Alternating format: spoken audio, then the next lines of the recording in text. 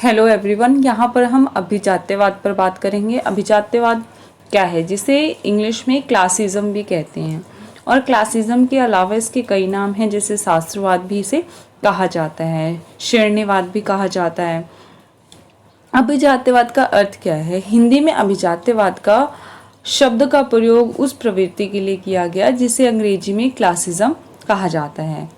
तो इसमें यही बात बोली गई है कि जो हिंदी का अभिजात्यवाद है वो कहाँ से आया है? इंग्लिश के क्लासिज्म से आया है। और अभिजात्यवाद के अतिरिक्त इसके हिंदी में कुछ और नाम भी हैं जो समय समय पर प्रस्तावित किए गए हैं, जैसे शास्त्रवाद, श्रेणीवाद आदि। ठीक है। और जो ये अभिजात्यवाद है या शास्त्रवाद है, शास्त्रवादी विचारक जो हैं वो क्या मानते हैं? प्राचीन साहित्य के औदात्य स्वरूप पर बल देते हुए पूर्ववर्ती महान साहित्यकारों के अनुकरण पर बल देते हैं। यानी कि जो प्राचीन साहित्य जो लिखे गए हैं उस पर क्या करते हैं, उसकी जो पुरानी रचनाएं हैं उनकी नकल कर कर उनसे प्रेरणा लेकर उसको ही पुनः रचित करना। मेनली अभिजात्यवादी इस तरह की बातों पर बल देते हैं। यह साहित्य सिद्धांत कवि के व्यक्तित्व एवं अनुभूति के चित्रण के स्थान पर वस्तुनिष्ठ काव्य के प्रस्तुतिकरण पर बल देता है। यानी ये कहा गया है कि जो साहित्य सिद्धांत होता है उसमें जो व्यक्ति होता है कि व्यक्ति क्या अनुभव कर रहा है, उसकी भावनाएं क्या है, इस पर बल नहीं देता अभिजात्यवाद। इस पर तो स्वच्छंदवाद बल देता है, बल्कि उसके विपरीत जो अभिजात्यवाद है वो वस्तुनिष्ठ काव्य के प्रस्तुतिकरण पर बल देता है। देखिए, मैं ये वीडियो बना रही हूँ, मैं आपको सबसे पहले एक चीज़ बेसिकली यही समझा देना चाहती हूँ कि मैं किताब से आपको पढ़ाना चाहती हूँ, क्योंकि जब मैं किताब से पढ़ा रही हूँ तो वहाँ पे मैं चीज़ों को पहले पढ़कर फिर समझा रही हूँ, ताकि कोई ऐसा वर्ड ना हो जो आपको समझ में ना आए। वहाँ पे क्या होता है कि फिर आपकी हैबिट बन जाती है ऐसे किताबों को पढ़ने की। फिर आप अपने आप भी जब किताब पढ़ेंगे ना तो आपको वो चीज़ें समझ में आने लग जाएगी। नॉर्मल भाषा में अगर मैं समझाने लग जाऊँ तो क्या होता है कि वो चीज़ें ना उस टाइम आपको समझ में आ जाती है, लेकिन एग्ज़ाम में लिखने में आपको डिफ़िकल्टी आती है। फिर एग्ज़ाम में जब आप थोड़ा सा ऐसी लैंग्वेज में लिखते हैं, क्योंकि शास्त्र की अपनी एक भाषा होती है और आपको उस परिभाषा को उसी भाषा में लिखना होता है, तभी आपके अच्छे मार्क्स आते हैं। और यही डिफरेंस होता है एक एवरेज और एक टॉपर के मार्क्स के बीच में। क्या होता है कि वो भी वही बात लिखता है, दूसरा भी वही बात लिखता है, लेकिन क्या होता है दोनों अलग अलग भाषाएं प्रयोग करते हैं। एक शास्त्रवादी भाषा काव्य शास्त्र लिखने के लिए प्रयोग कर रहा है और दूसरा साधारण भाषा आम बोलचाल की। तो जब आम बोलचाल की भाषा को भी हम लिखते हैं तो वो एक्चुअल में जो हम कहना चाहते हैं वो सामने नहीं आ पाता। वो सिर्फ आम बोलचाल में हम सिर्फ चीज़ों को समझने के लिए ही उसको प्रस्तुत करते हैं।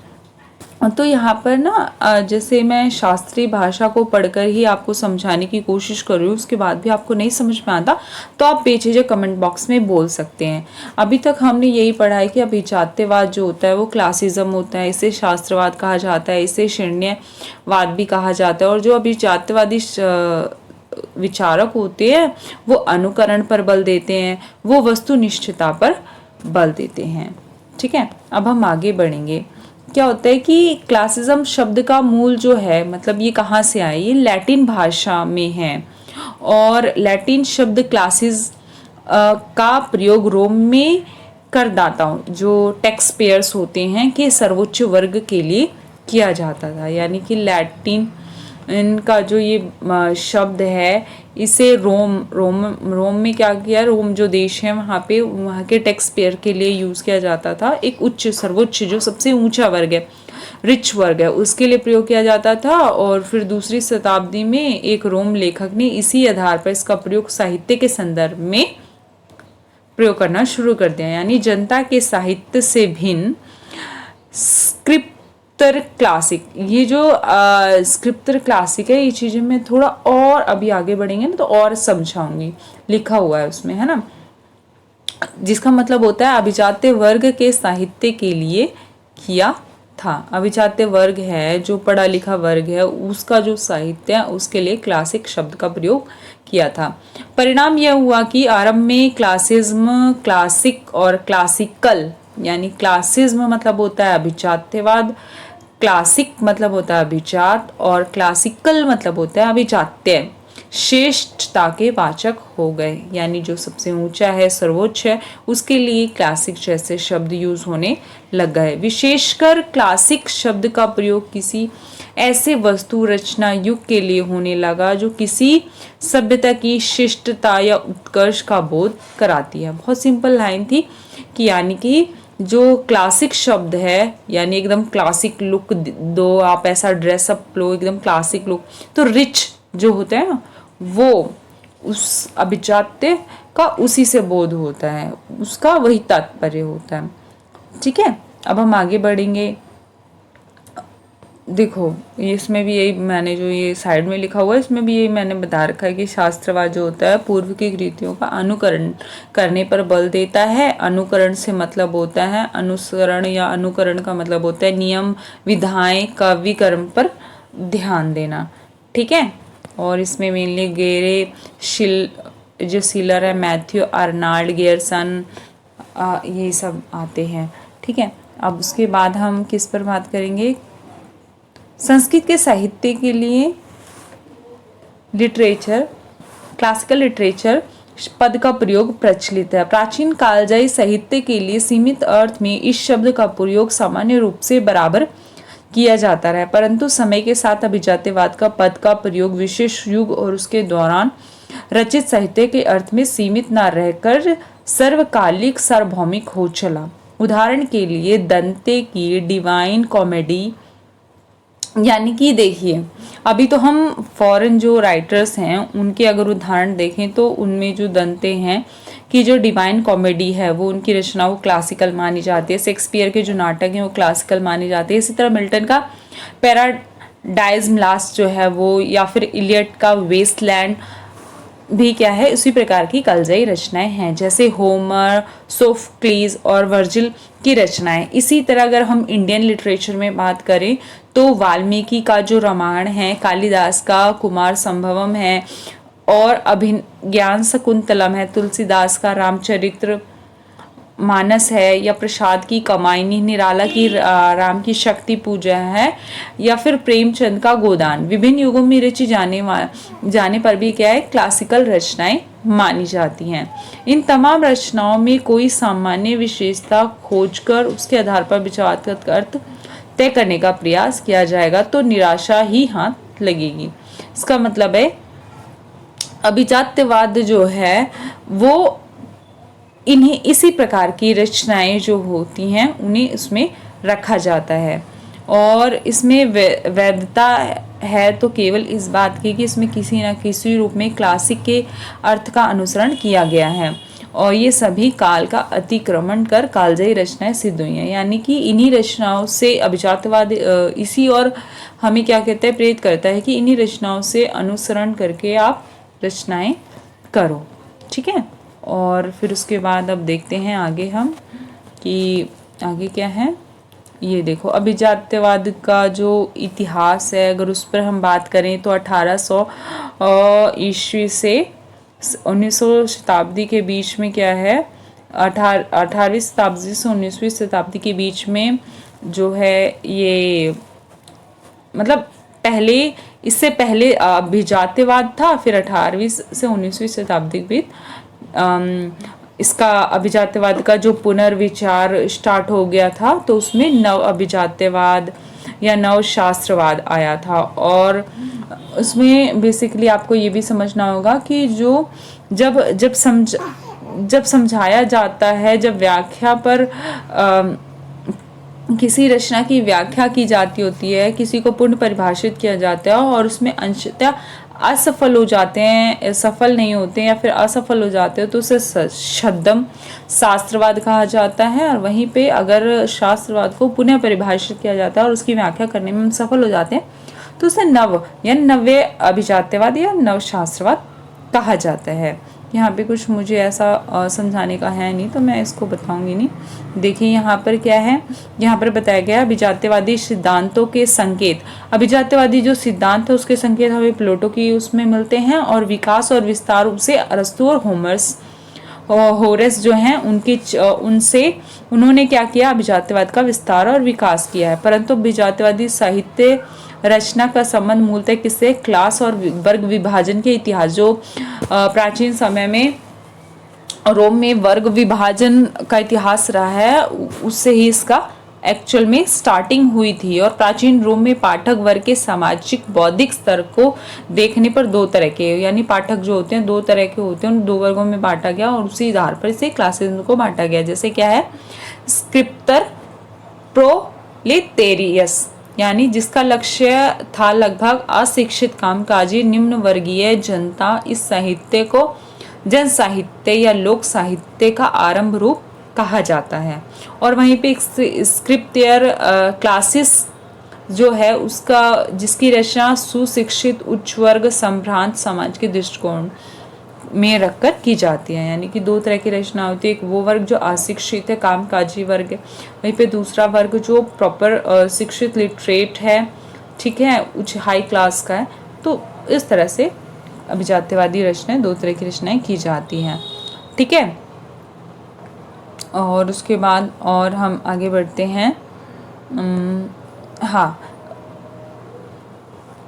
वही मतलब अगर जैसे नोट्स में इधर मैंने लिखा है कि जो भाषा शैली के संबंध में अगर अभिजात्यवादी विचारक का मत देखा जाए तो वो भाषा परिष्कृत उन्हें चाहिए, मतलब वो कहते हैं कि अभिजात्यवादी जो रचना है उनकी भाषा परिष्कृत होनी चाहिए, व्याकरणोचित होनी चाहिए और भव्य होनी चाहिए देखने में, मतलब अलंकारवादी भाषा का प्रयोग पर बल देते हैं। क्लासिज्म के लिए अभिजात्यवाद के समानांतरी शास्त्रवाद के शब्द का भी प्रचलन रहा है, जिसके बारे में मैंने आपको शुरू में बताया था।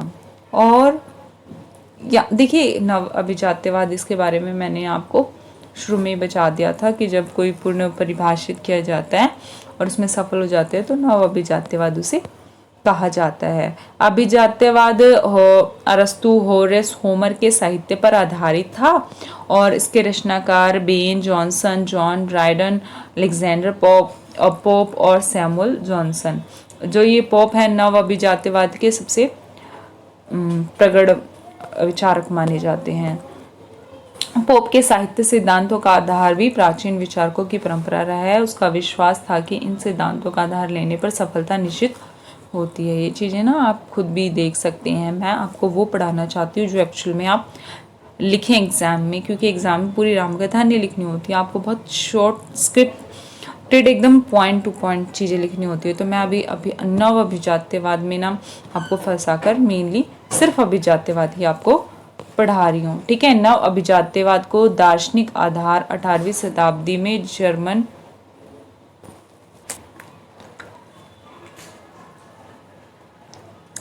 अरस्तु के शिष्य होरेस ने अरस्तु के साहित्य की व्याख्या की। इसका समय 65 ईसा पूर्व रहा। होरेस के इसी साहित्य चिंतन से अभिजात्यवाद की शुरुआत हुई।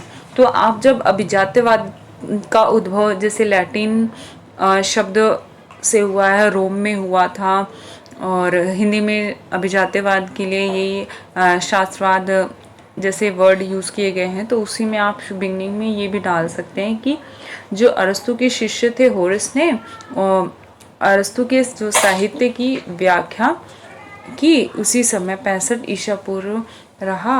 और होरेस के इसी साहित्य चिंतन से अभिजात्यवाद की शुरुआत हुई थी, ठीक है। अब उसके बाद ना अभिजात्यवाद देखो, अभिजात्यवाद और नव अभिजात्यवाद दोनों ही व्यक्तिगता की तुलना में किसको, सार्वभौमिकता का पक्ष रखते हैं और उसी को प्रधान मानते हैं, ठीक है।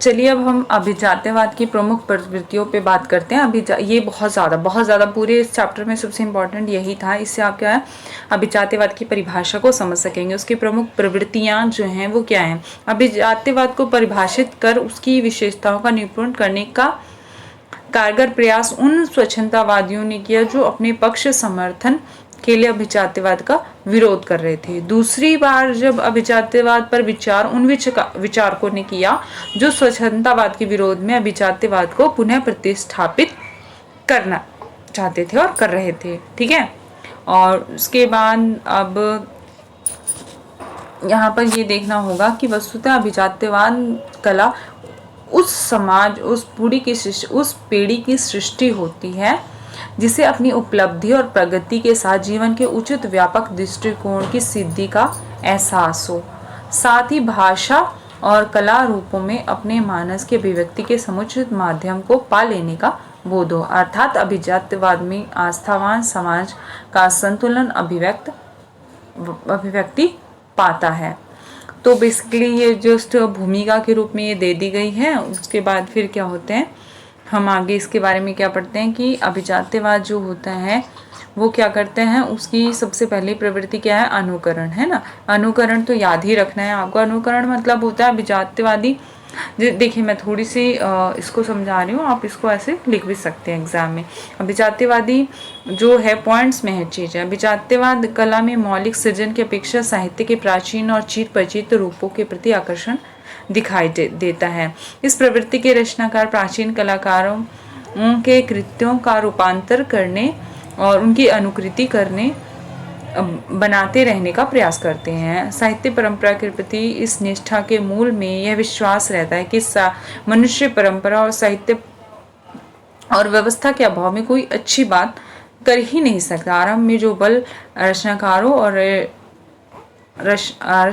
और रचनाओं पर दिया जाता है, आगे चलकर आदर्श के बल पर दिया जाने लगा। मेन बेसिकली क्या है कि इसमें यही बोला गया है कि जो प्राचीन रचनाएं हैं उन्हीं का अनुकरण करते हुए, उन्हीं का अनुसरण करते हुए नई रचनाओं को रचा जाए, और उसके बिना क्या है, मनुष्य जो होता है उसका अनुसरण किए बिना क्या है, कोई बहुत बेहतर रचना कर ही नहीं सकता है।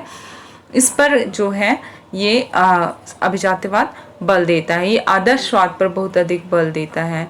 ठीक है, अब इसके बाद क्या आता है, सायास निर्मिति। सायास निर्मिति मतलब होता है जो मौजूद रचना है ना। देखो इसमें मैंने लिखा भी है कि पहले से मौजूद की व्याख्या करना, यानी कि कोई नई रचना ना करके जो पहले से मौजूद है रचना उसकी व्याख्या करना, उसे सायास निर्मिति कहते हैं। जैसे रचना को अनुसरण मानने के कारण अभिजात्यवाद के समर्थक रचना को स्वतः स्फूर्ति मौलिक सृजन न मानकर सायास निर्मिति कलाकृति मानते हैं। यानी कि वो जो रचना है वो नई रचना को ना गढ़कर बल्कि पुरानी रचनाओं से ही प्रेरणा लेकर उसको ही व्याख्यायित करते हुए रचना करना, ये अभिजात्यवादी इसका समर्थन करते हैं। अभिजात्यवाद कला में परिष्कृत रुचि, ये बहुत इंपॉर्टेंट, ध्यान रखना ये वर्ड्स, परिष्कृत रुचि जीवन की व्यापक दृष्टि के साथ विवेक, भावना और वस्तु और रूप आकार के संतुलन को प्राथमिकता देता है। यानी कि जो अभिजात्यवाद है वो किसको प्राथमिकता देता है, वो विवेक को, वस्तु रूप आकार को, परिष्कृत रुचि को जो है ये क्या करता है, फाइन जो होते फाइन लैंग्वेज ना, इन सबको ये क्या करता है, प्रमोट करता है। रचना के अंतरंग पक्ष में मर्यादित औदात्य, आत्मा की गरिमा, स्वच्छता, प्रशांति पर बल दिया जाता है। यानी मर्यादित भाषा, जैसे रामचरितमानस है वाल्मीकि, ये सारी रचनाएं क्या है, इसमें आदर्शवाद को दिखाया गया है, अलंकारवादी भाषा का प्रयोग किया गया, तो इन्हीं सबको अभिजात्यवाद बल देता है। अभिव्यक्ति में सादगी, संतुलन, समानुपातिक संरचना इन रचनाकारों का लक्ष्य रहा है। अभिव्यक्ति की प्रक्रिया में नए रूप और रचनाओं की खोज, उद्भावना उनका उद्देश्य नहीं रहता, क्योंकि ये मानकर चलते हैं कि विशेष प्रकार के विषयों के लिए कुछ निश्चित रूपाकार ही उचित अतः पूर्व निर्धारित होते हैं। इनके यहाँ कृति की रचना अतः स्फूर्त भावों और आवेगों के अनायास उछलन के रूप में नहीं, सोच समझकर योजनाबद्ध रूप में की जाती है। यानी कि यहाँ पे क्या होता है, अभिजात्यवाद क्या होता है कि अपने आप नहीं रची जाती है, जो बल्कि बिल्कुल व्यवस्थित रूप में पहले से ही वेल प्लान्ड रूप में फिर रचना की जाती है, इस पर बल दिया जाता है। वस्तुनिष्ठ कला, यानी कि अभिजात्यवाद जो वस्तुनिष्ठ शैली पर, वस्तुनिष्ठ कला पर बल देता है, ये बहुत इंपॉर्टेंट है। यानी कि इसमें क्या होता है, वस्तुनिष्ठ कला पर बल देता है, यानी कि जो स्वच्छंदतावाद है वो जो आत्मनिष्ठा पर बल देता है, उसमें इसका अविश्वास है। वस्तुनिष्ठता के प्रति ये समादर व्यक्त करता है। वस्तुनिष्ठ परिमाणों की स्वीकृति के कारण किसी हद तक इस दृष्टिकोण यानी वस्तु जो अभिजात्यवादी दृष्टिकोण के अनुकरण धर्मिता है, यानी अनुकरण धर्मिता यानी कि वस्तुनिष्ठता के प्रति मानों को स्वीकार करता है और यही इसके अनुकरण धर्मिता है। मिडलटन मारे ने धार्मिक मान्यता से इसकी संगति की चर्चा करते हुए कहा है, उन्होंने कहा है कि कैथोलिक मत व्यक्ति से बाहर आध्यात्मिक सत्ता के सिद्धांत का समर्थन करता है। अभिजातवाद का सिद्धांत भी यही है, यानी कि व्यक्ति मन की आंतरिकता आत्मप्रियता के बजाय क्या करते, व्यक्ति के ठोस वास्तविकता उस कला की वस्तु विषय होती है। ठीक है, यानी कि क्या होता है कि मनुष्य क्या भाव क्या महसूस कर रहा है इस चीज पे बल नहीं देता है, बल्कि क्या होता है उसकी आत्मप्रियता पर बल नहीं देता, आंतरिक मन के चले इस पर बल नहीं देता, बल्कि जीवन के ठोस वास्तविकता पर बल देता है। और भाव संयम इस पर क्या होता है, अभिजातवाद क्या होता है, भावना का निषेध भले ही नहीं करता, मतलब जैसे जो आत्म भावना है ये सब स्वच्छंदवाद में आती है, वहीं पे अभिजातवाद भावना का निषेध नहीं करता है, लेकिन अनुभूति के अभाव में उत्कृष्ट कला का, क्योंकि ये इसलिए क्योंकि जो बिना अनुभूति के तो कोई अच्छी रचना हो ही नहीं सकती, किंतु रोमांटिक काव्य चिंतन को भावोच्छ्वास भाववेग को जिस रूप में काव्य सृजन की मूल हेतु माना गया उस रूप में अभिजातवाद दृष्टि भावों की अभिव्यक्ति का समर्थन नहीं करता है। यानी कि जो चीज स्वच्छंदवाद में जिस स्तर पर जिस लेवल पर एकदम स्ट्रांगली भावों का समर्थन किया गया उस स्तर पर उस लेवल का वो समर्थन नहीं करता, उसमें भाव वेग के स्थान पर भाव संयम और भाव व्यवस्था पर बल दिया गया है। यानी कि अगर स्वच्छंदवाद भावों को 95% सपोर्ट करता है तो जो ये अभिजात्यवाद है वो 5% सपोर्ट करता है, बस भावों का व्यवस्थित जो रूप है उस पर बल देता है, उस स्तर तक उसके प्रयोग को समर्थन करता है। चलिए, स्वतः स्फूर्ति अभिव्यक्ति के प्रति अविश्वास प्रकट करता है, यानी भाव अपने आप प्रकट होते हैं, ये सब इस पर इसका वो क्या समर्थन नहीं करता है।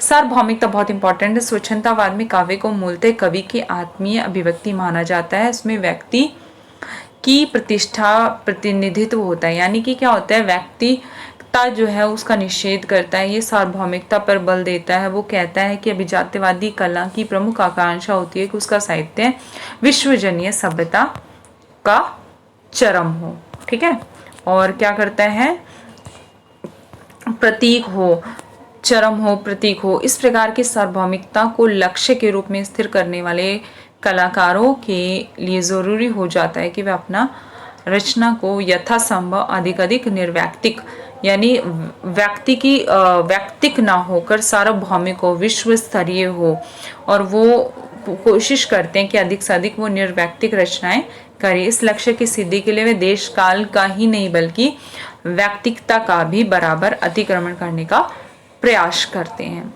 ठीक है। इसी तरह वस्तुनिष्ठता के बारे में मैंने आपको बता ही दिया कि व्यक्तिकता के अतिक्रमण की इस प्रवृत्ति की एक प्रवृत्ति आत्मा की तुलना में वस्तु का महत्व देना होता है। व्यक्ति की तुलना में क्या वस्तु को अधिक महत्व दिया जाता है। और दूसरी नवीनता की भावना की अपेक्षा परंपरा का अनुगमन करना, परंपरा के पीछे चलना, उसी के जैसी रचनाएं करना जो परंपरा से चली आ रही है, वो वस्तुनिष्ठता। स्वच्छंदवादी जहाँ कल्पना के पंखों पर नित नए लोकों का भ्रमण करता है, आकाश की ऊंचाइयों का स्पर्श करना चाहता है, वहीं अभिजात्यवादी रचनाकार के पांव दृढ़ता से अपनी जमीन में चारों ओर की वस्तु जगत में बंधे रहते हैं। वे अपनी विरासत अपनी परंपरा के बारे में पूर्णतः सजग और सचेत रहता है। ह्यूम्स के अनुसार कल्पना की ऊंची से ऊंची उड़ानों में भी कुछ बंधन कुछ संयम रहता है। अभिजात्यवादी कवि मनुष्य की समीपता को, उसकी इस सीमा को कभी भूलता नहीं है। वह जानता है कि धरती से उसका अटूट नाता है। कहने का तात्पर्य कि अभिजात्यवादी रचनाकार की दृष्टि में उसके आत्मा की तुलना में इदम का महत्व कहीं अधिक होता है। उसमें चारों ओर के जीव और जगत के साथ परंपरा विरासत भी शामिल होती है। यानी कि जो अभिजात्यवाद है वो कहीं प्रकृति को, जीव जगत को अधिक महत्व देता है वहीं पे, और जो नव जातिवाद है वो पुरुष को अधिक महत्व देने लगता है। फिर उसके बाद फिर स्वच्छंदतावाद आता है। ठीक है, तो इस तरह हमने क्या है, अभिजात्यवाद को बहुत विस्तार से पढ़ा हमने। इसके ऑलमोस्ट 6-7 पॉइंट्स, हमने इनके 6 पॉइंट्स को भी प्रॉपर पॉइंट्स में हमने इसकी सारी प्रवृत्तियों के बारे में जाना। और एग्ज़ाम में आप प्रॉपर, क्योंकि मैंने बुक से पढ़ा है, तो आप ना, अगर मेरी बातें भी आपको नहीं समझ में आती है तो आप खुद भी इन वीडियो को रोककर इसको पढ़ सकते हैं और खुद से अपने नोट्स बना सकते हैं। जैसा भी आप लिखना चाहें वैसा कर सकते हैं। इसी के साथ हम आपसे विदा लेते हैं। Please support us and subscribe our channel. Thank you.